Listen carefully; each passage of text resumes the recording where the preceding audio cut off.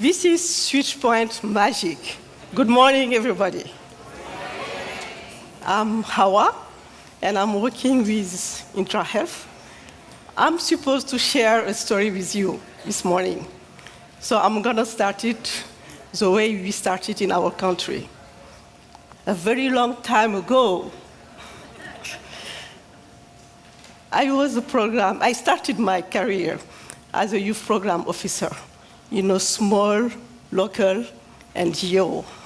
And I think I've met some of you there. Isn't it, Pap?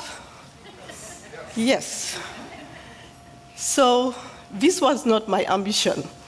I really want to be like my dad, a big functionary within the government, but unfortunately, I was working with a local NGO.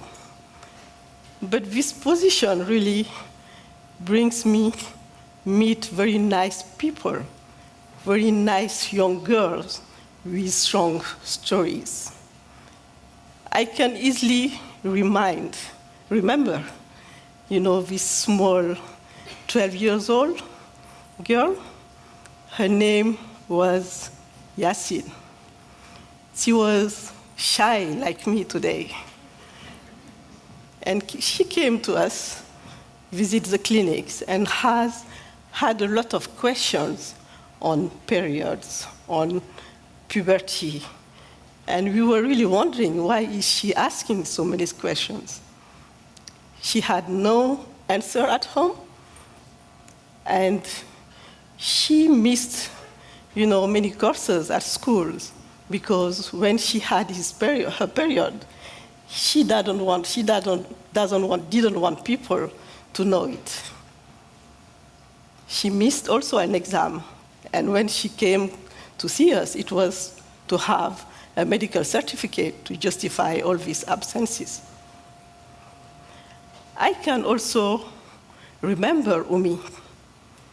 This girl really made me cry till today. She was 15 years old, visibly pregnant, and I'm not, be sure. She left school, she abandoned schools.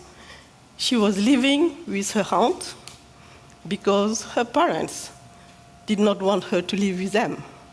They didn't want their neighbors to know that their daughter was pregnant. This was so much shame for them. And Seynabou, was this very nice and cute 70 years old girl, well educated. She was in one of the biggest schools in Senegal. And Seynabou came to us crying. She was crying. She was not really going well. Seynabou lived with her aunt because her dad, who was a diplomat at that time, decided to let her in Senegal to have this education, Senegalese education, to know the family and to know our African values. For more than 1 year, Seynabou was raped by the husband of her aunt. And when she came to us, she was pregnant. What happened to those girls? The same things. They were living in a culture of discrimination. They were discriminated because they were young and girls. I could take, all these 5 minutes to talk about many stories like that.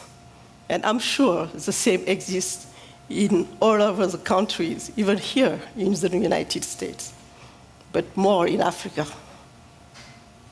But I want to use these few minutes really to advocate for Seynabou, Yasin, and Umi. Many organizations like mine, and I'm really proud to do this job today, even if it was not my first option,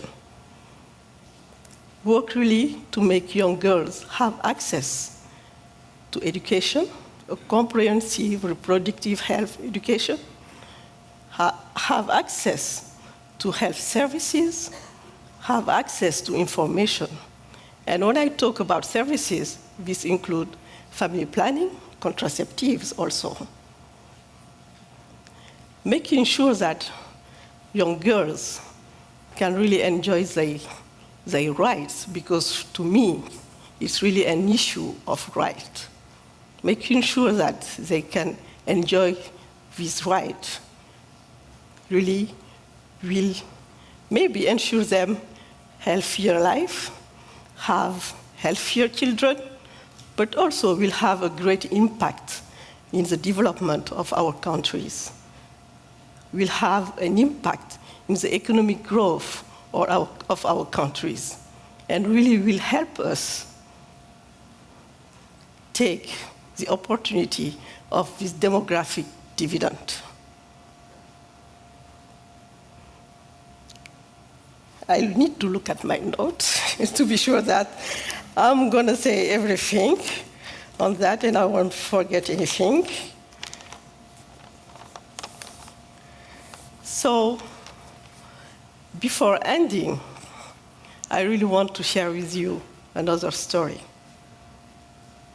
It is the story of Fatoumata.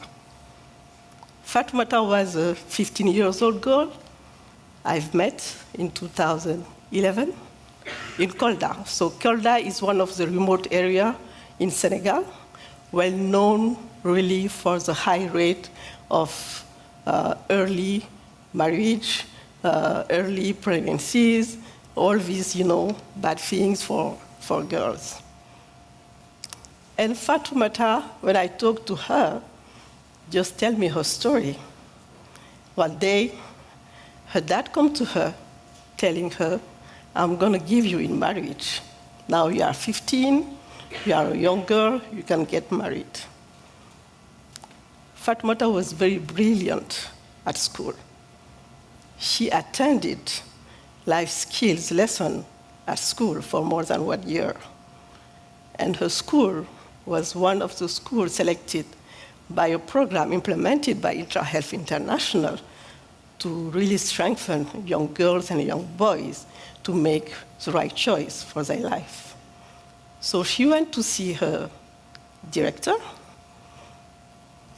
just tell him, I don't want to get married.